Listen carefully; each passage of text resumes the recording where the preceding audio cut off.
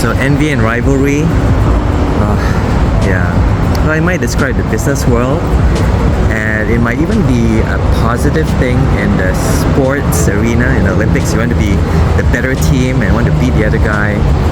But Paul uses it to describe ministry because it says it's true that some people preach Christ out of envy and rivalry, meaning they're trying to do better than the other pastor. They want their church to be more successful than the other church.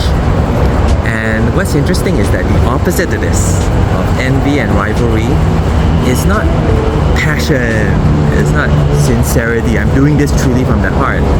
But Paul uses the word goodwill. That is, there's a certain kind of generous nature, almost gentleness to the manner in which they preach the gospel that isn't envious, that isn't trying to compete with one another.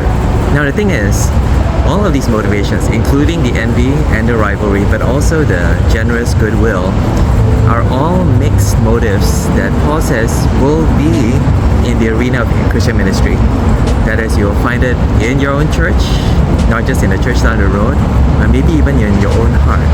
And Paul says the most important thing is that you do need to deal with it, but also that you're preaching the truth, you're preaching Christ, and that God in His sovereignty and His goodness can even use our false motivations to bless others if through your fallenness and your mixed motives you preach Christ to them and they hear the gospel.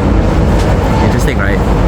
So envy and rivalry, that will be present in ministry, but also goodwill in order that people might hear the good news of the Lord Jesus Christ.